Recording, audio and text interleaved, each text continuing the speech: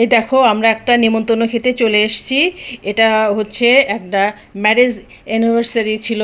এটা সম্পর্কে আমাদের দেবর আর যা হয় এরা আমাদেরকে নিমন্ত্রণ করে খাইয়েছিল। দেখো কত কিছু রান্না করছে, সাদা ভাত করছে, বাঁধাকপির ঘন্ট করছে, মসুরের ডাল, টমেটো চাটনি, বেগুন ভাজা, সালাদ, মাছের দো পেঁয়াজি টাইপের করছে, আর মুরগির মাংস, আর শেষ পাতে দই ছিল।